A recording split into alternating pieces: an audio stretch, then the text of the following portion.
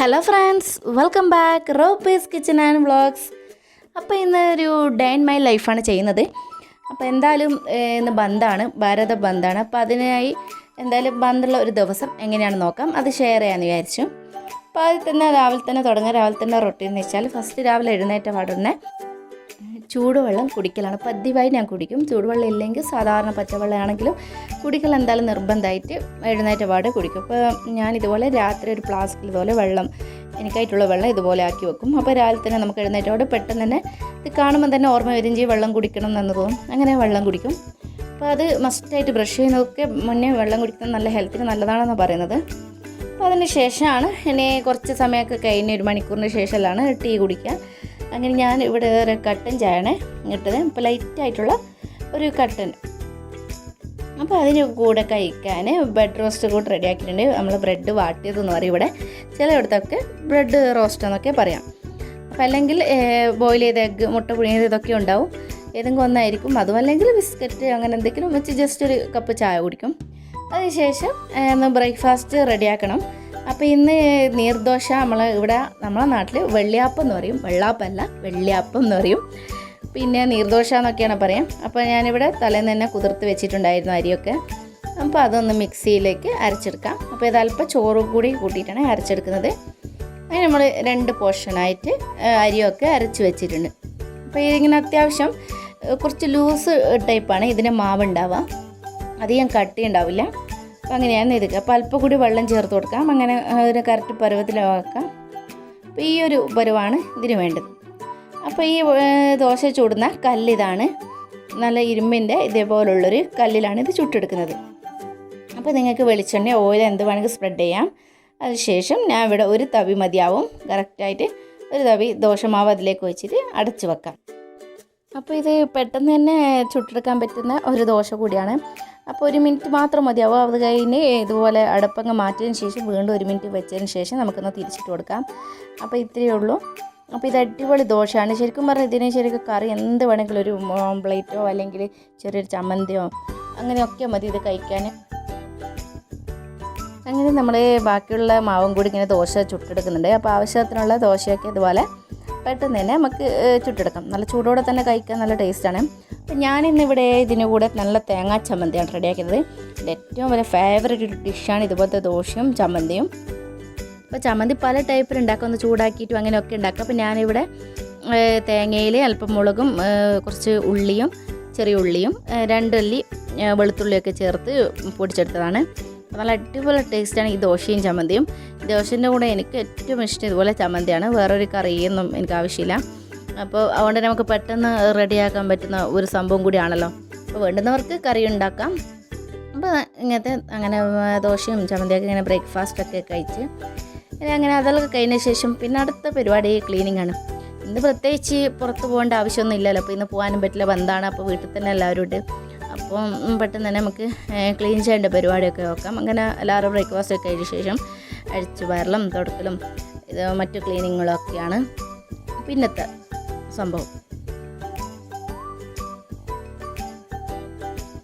അപ്പോൾ ഇതൊക്കെ ഡെയിലി ചെയ്യുന്നതാണെങ്കിലും കുറച്ചുകൂടി ഫാസ്റ്റ് ആയിരിക്കും നമുക്ക് എവിടെയെങ്കിലും പോകാനുണ്ടെങ്കിലും ഒക്കെ. അപ്പോൾ മറ്റുള്ള ദിവസങ്ങൾക്ക് നമുക്ക് വേറെ എന്തെങ്കിലുമൊക്കെ തിരക്കുകളുണ്ടാവും.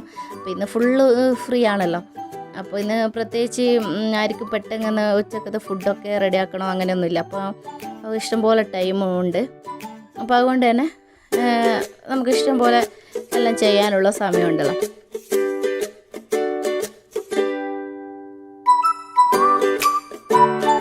ശരിക്കും പറഞ്ഞാൽ ഇപ്പോൾ അടുത്തൊന്നും ഒരു ഫ്രീ ആയിട്ട് കിട്ടലില്ല. അപ്പോഴും എന്തെങ്കിലുമൊക്കെ ബിസി ആയിരിക്കും.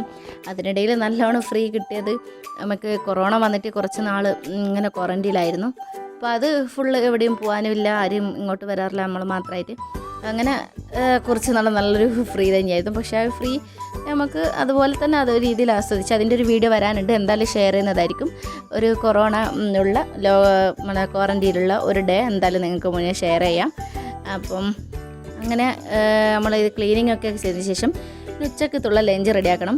അപ്പോൾ നമ്മളിവിടെ ബിരിയാണി റെഡിയാക്കാന്ന് വെച്ചാൽ അപ്പോൾ എല്ലാവരും ഉണ്ടല്ലോ വീട്ടിൽ. അപ്പോൾ ഇന്ന് എവിടെയും പോകാനില്ലാത്തതുകൊണ്ട് തന്നെ എല്ലാവരും വീട്ടിലുണ്ട്. ഒരുമിച്ച് തന്നെ നമുക്കൊരു ഫുഡ് കഴിക്കാമെന്ന് വിചാരിച്ചു. അല്ലെങ്കിൽ ആരും ഇങ്ങനെ ഒരുമിച്ചൊന്നും കിട്ടാറില്ലല്ലോ. അപ്പോൾ നമുക്ക് അതിനുള്ള സെറ്റപ്പ്, അപ്പോൾ ഉള്ളിയും മറ്റുള്ളതൊക്കെ പെട്ടെന്ന് തന്നെ അരിഞ്ഞ് വെക്കാം. ഇപ്പോൾ സമയം ഏകദേശം 12 മണിയായിട്ടുണ്ട്. അപ്പോൾ ഉള്ളി അരിഞ്ഞ പാടെ തന്നെ ഉള്ളിയൊക്കെ വഴറ്റിയിട്ടിട്ട് നല്ല വഴന്ന് വന്ന ഉള്ളിയിലേക്ക് പച്ചമുളക് ഇഞ്ചി വെളുത്തുള്ളിയൊക്കെ ഇട്ട് കൊടുത്തിട്ടുണ്ട്. അപ്പോൾ അതിനിടയ്ക്ക് തന്നെ പെട്ടെന്ന് തന്നെ തക്കാളിയൊക്കെ അരിഞ്ഞ് വെച്ച് അപ്പോൾ അതും കൂടെ അതിലേക്ക് ചേർക്കണം. അപ്പോൾ ചിക്കൻ ബിരിയാണിയാണ് റെഡിയാക്കുന്നത്. അപ്പോൾ അതിനുള്ള ചിക്കൻ നമ്മളൊന്ന് വേവിച്ചിട്ടാണ് ഉണ്ടാക്കുന്നത്, അപ്പോൾ ഫ്രൈ ചെയ്തിട്ടല്ല. അപ്പോൾ മുളക് പൊടിയും മഞ്ഞൾപ്പൊടിയും ജസ്റ്റ് ഒന്ന് ഒരു ഹാഫ് ബോയിലിങ് ചെയ്തിട്ടാണ് എടുക്കുന്നത്. അപ്പോൾ ഏകദേശം ഒരു പൊരിച്ച ചിക്കൻ്റെ ഒരു ഫീലിംഗ് കിട്ടും, അതിൻ്റെ ഒരു കളറൊന്ന് മാറിക്കിട്ടും ചിക്കനിലെ. അപ്പോൾ നല്ലൊരു ടേസ്റ്റാണ്. അപ്പോൾ ബാക്കി നമുക്ക് മസാലയിൽ നിന്നും കൂടി വേവണം. അപ്പോൾ ചിക്കൻ ഇവിടെ റെഡി ആയിട്ടുണ്ട്. അപ്പോൾ ഒരു ഹാഫ് വേവുള്ള ഒരു ചിക്കനാണിത്. അപ്പോൾ അപ്പോഴത്തേക്ക് നമ്മളിതാ മസാല ഇങ്ങനെ റെഡിയായി വരുന്നുണ്ട്. അപ്പോൾ ഈ ചിക്കനും കൂടി അതിലേക്ക് ചേർത്തിട്ട് എല്ലാം കൂടി നല്ലവണ്ണം നമുക്ക് മിക്സ് ചെയ്തെടുക്കാം. അപ്പോൾ ഈ ഉള്ളിയും ചിക്കനും പിന്നെ ഏകദേശം കുറച്ച് വെള്ളം ഉണ്ടാവും. അപ്പോൾ അതെല്ലാം ദമ്മിലങ്ങ് റെഡിയാവും. പിന്നെ ഇത് കിടന്ന് ചിക്കൻ ഒന്ന് വേവട്ടെ. അപ്പോൾ നല്ലൊരു ടേസ്റ്റ് മസാലയ്ക്ക് വരും. അപ്പോഴത്തേക്ക് നെയ്ച്ചോറിനുള്ള ഇത് റെഡിയാക്കാം. അങ്ങനെ ഉള്ളി ഫ്രൈ ചെയ്യുന്നുണ്ട്. അതിൻ്റെ കൂടെ തന്നെ നമുക്ക് മസാലയ്ക്ക് അല്പം മല്ലിയും പുതിന ഇലയും കൂടി ഇട്ട് കൊടുക്കാം. അതിന് ശേഷം നമുക്ക് അടച്ച് വെക്കാം. അങ്ങനെ നമ്മൾ മസാല റെഡി ആയിട്ടുണ്ട്. നല്ല അടിപൊളി മസാല ഇവിടെ ചിക്കൻ മസാല റെഡി ആയിട്ടുണ്ട്. ഇത് കണ്ട ചിക്കൻ ഒരു കളറ്, അതേപോലെ വേവിച്ച് അങ്ങനെ ഇട്ട് കൊടുത്തു കഴിഞ്ഞാൽ അതേപോലെ ഒരു കളർ കിട്ടും. അങ്ങനെ നമ്മൾ ബിരിയാണിയിലേക്ക് ഉള്ള അരിയൊക്കെ ചേർത്ത് കൊടുത്തിട്ടുണ്ട്. അപ്പോൾ ഇതിനും അരിയൊക്കെ ചേർത്ത് ചോറൊക്കെ ആയി ഇപ്പോൾ ദം ചെയ്താണ്. അങ്ങനെ ബിരിയാണി അവിടെ റെഡിയായി ദം ചെയ്യാൻ വെച്ചിട്ടുണ്ട്. ഇങ്ങനെ ഉള്ളി ഫ്രൈയും മല്ലിയിലയും അതൊക്കെ ഇട്ട് കൊടുത്ത് നമ്മളിവിടെ ദം ചെയ്യാൻ വെക്കാം. അപ്പോൾ പെട്ടെന്ന് തന്നെ നെയ്ച്ചോറൊക്കെ ആയി കിട്ടുമല്ലോ. നമുക്ക് നെയ്ച്ചോറിനൊന്നും പണിയൊന്നുമില്ല, വേഗം പെട്ടെന്ന് തന്നെ നമുക്ക് ആവുന്നൊരു ഫുഡാണ് ബിരിയാണി. മറ്റുള്ള കറികളും കുറേ ടൈമൊന്നും നമുക്ക് ആവശ്യമില്ല. ബിരിയാണി നമുക്ക് പെട്ടെന്ന് റെഡിയാക്കി എടുക്കുകയും ചെയ്യാം. പിന്നെ എല്ലാവരും ഒരുമിച്ച് ഉണ്ടാകുമ്പോൾ തന്നെ അത് വേറൊരു രസം. അപ്പോൾ നമ്മളിവിടെ വിറകടുപ്പിലാണ് ബിരിയാണി ഉണ്ടാക്കുന്നത്. അപ്പോൾ എല്ലാവർക്കും ഇഷ്ടം ഇങ്ങനെ വല്ലപ്പോഴാണ് ഇങ്ങനെ വിറകടുപ്പിലൊക്കെ ബിരിയാണി ഉണ്ടാക്കുക. അപ്പോൾ അതുകൊണ്ട് തന്നെ ഇങ്ങനെയുള്ള സമയത്ത് എല്ലാവരും പറയും ഇങ്ങനെ വിറകടുപ്പിൽ മതി എന്നൊക്കെ പറയും. അതുകൊണ്ട് തന്നെ നല്ലവണ്ണം കണലൊക്കെ ഇട്ടിട്ട് ദം ചെയ്തിട്ടുണ്ട്. ഇതിൻ്റെ ടേസ്റ്റ് എന്തായാലും ബിരിയാണി വേറെ തന്നെയാണ്. അപ്പോൾ എങ്ങനെ ബിരിയാണി നമ്മൾ ഗ്യാസിൽ അടുപ്പിലൊക്കെ വെച്ച് കഴിഞ്ഞാൽ ഇത് വിറകടുപ്പിലൊക്കെ ബിരിയാണീൻ്റെ ടേസ്റ്റ് അത് വേറെ തന്നെയാണ്. അപ്പോൾ ബിരിയാണി കഴിക്കാനുള്ള സലാഡ് കച്ചമ്പറൊക്കെ റെഡിയാക്കി. പിന്നെ നമുക്കൊരു നല്ല പുതിനേൻ്റെ ഒരു ചമ്മന്തിയും കൂടി റെഡിയാക്കാം. അപ്പോൾ അതും കൂടി ആക്കിയിട്ടുണ്ട്. അപ്പോൾ അത് ഞാൻ വീഡിയോ എടുത്തിട്ടില്ല പിന്നെ. അപ്പോൾ ഇതെല്ലാം ആക്കേണ്ട തിരക്കിൽ ഇനി നമുക്ക് നല്ല സെർവ് ചെയ്യാം. അപ്പോൾ നല്ലവണ്ണം ഇതാ മസാല ദം ചെയ്ത ചോറൊക്കെ അങ്ങ് മാറ്റി വെച്ചിട്ടുണ്ട്. ഇനിയിപ്പം മസാല എല്ലാം കൂടി ഒരു പ്ലേറ്റിലേക്ക് ഇടുകയാണ്. കണ്ട ഈ ഉള്ളി മസാലയൊക്കെ ചിക്കനിലൊക്കെ നല്ലോണം പിടിച്ചിട്ട് നല്ലൊരു ടേസ്റ്റി ആയൊരു മസാലയാണ്. അങ്ങനെ ചോറും എല്ലാം കൂടി നമ്മൾ സെർവ് ചെയ്യണം. എല്ലാവരും ഒരുമിച്ച് തന്നെ ഫുഡ് കഴിക്കുക നല്ല രീതിയിൽ. അങ്ങനെ ചോറിൻ്റെ ടൈമായി. ഏകദേശം ഇപ്പോൾ 1:30 മണിയായിട്ടുണ്ട്. അപ്പോൾ അപ്പോഴത്തേക്ക് നമ്മളെ ലഞ്ചൊക്കെ റെഡിയായി. ശരിക്കും പറഞ്ഞാൽ ബിരിയാണിയിലൊക്കെ ഉണ്ടാക്കുന്ന ദിവസം കുറച്ച് വിശപ്പ് കൂടുതലായിരിക്കും എല്ലാവർക്കും. അപ്പോൾ അന്ന് പെട്ടെന്ന് തന്നെ എല്ലാവരും ഫുഡ് കഴിക്കാനൊക്കെ വരികയും ചെയ്യും. അപ്പോൾ സാധാരണ ചോറിലാകുമ്പോൾ കുറച്ചൊന്ന് കഴിയട്ടെ എന്നൊക്കെ വിചാരിക്കും. പക്ഷെ ബിരിയാണിയൊക്കെ വെച്ച ദിവസം എന്തായാലും വേഗം തന്നെ വരും. ആ ചൂടോടെ തന്നെ കഴിക്കാനാണ് എല്ലാവർക്കും ഇഷ്ടമാണ്. അങ്ങനെ പിന്നെ ചോറ് കഴിക്കലായി. നല്ല അടിപൊളി ബിരിയാണി തന്നെയായിരുന്നു. പിന്നെ നല്ല ചിക്കൻ്റെ പീസൊക്കെ നല്ല കറക്റ്റ് ബന്ധിട്ടുണ്ടായിരുന്നു. ഇപ്പോൾ ബിരിയാണി ഇപ്പോൾ പല മോഡൽ പല രീതിയിൽ നമുക്ക് ഉണ്ടാക്കാം. അപ്പോൾ നല്ല ഈസി ആയിട്ട് ഉണ്ടാക്കാൻ പറ്റുന്ന ഒരു ബിരിയാണി കൂടിയായിരുന്നു ഇത്. നമുക്ക് പെട്ടെന്ന് തന്നെ കഴിയുകയും ചെയ്യും ഉണ്ടാക്കാൻ. നമുക്ക് ബിരിയാണി ശരിക്കും പറഞ്ഞാൽ ഒരു ഈസി ആയിട്ട് ഉണ്ടാക്കാൻ പറ്റിയൊരു ഫുഡും കൂടിയാണ്.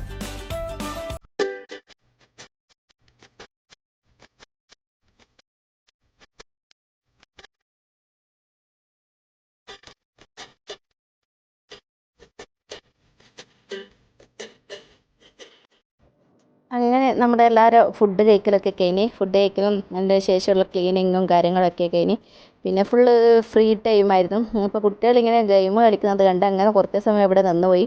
ഇതെന്ത് ഗെയിമാണെന്നൊന്നും അറിയില്ല. അപ്പോൾ ഇതിങ്ങനെ കളിക്കുന്ന കണ്ടൊരു ആകാംക്ഷ തോന്നി. അപ്പോൾ അതൊന്ന് ജസ്റ്റ് ഒന്ന് നോക്കാമെന്ന് വിചാരിച്ചിട്ട് ഇങ്ങനെ അവിടെ ഇരുന്നതായിരുന്നു. അപ്പോൾ ഞാൻ എന്തായാലും വീഡിയോ എടുക്കാം. അങ്ങനെ കുറച്ച് വീഡിയോ അങ്ങ് എടുത്തിട്ടുണ്ട്.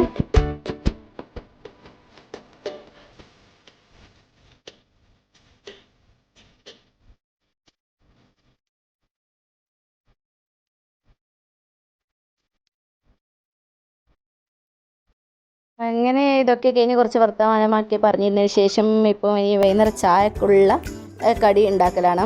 ഇപ്പം ഇത് കൈവീശലാണ്. അപ്പോൾ ഇത് പെർഫെക്റ്റ് കൈവീശലാണെന്നാണ് എനിക്കറിയില്ല. അപ്പോൾ നമ്മളിതുപോലെയാണ് ഉണ്ടാക്കൽ. പക്ഷെ എന്തായാലും നല്ല ടേസ്റ്റാണ്. അതുകൊണ്ട് തന്നെ പിന്നെ ഇതിങ്ങനെ തന്നെയാണ് ഉണ്ടാക്കൽ. ഇത് മുട്ട ബീറ്റ് ചെയ്ത് മുട്ടയും പഞ്ചസാരയും കൂടിയും ബീറ്റ് ചെയ്തതിന് ശേഷം മൈദ മാവും കൂടി ഇട്ടിട്ട് ഒന്ന് മിക്സ് ചെയ്താണ്.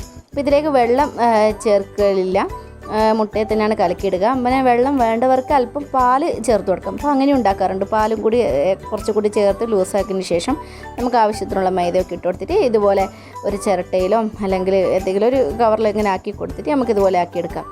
അപ്പോൾ പെട്ടെന്ന് റെഡിയാകുന്ന ഒരു സ്നാക്സുമാണ്. നമുക്ക് പെട്ടെന്ന് ഗസ്റ്റൊക്കെ വന്നാൽ റെഡിയാക്കാൻ പറ്റുന്ന ഒരു സ്നാക്സ് കൂടിയാണിത്. ഇതും പല ഭാഗത്തും പല രീതിയിൽ തന്നെയാണ് ഉണ്ടാക്കാറ്. ചില ആൾ റവയൊക്കെ ചേർക്കും, ചില ആൾ കുറച്ചുകൂടി വലിപ്പമായിരിക്കും.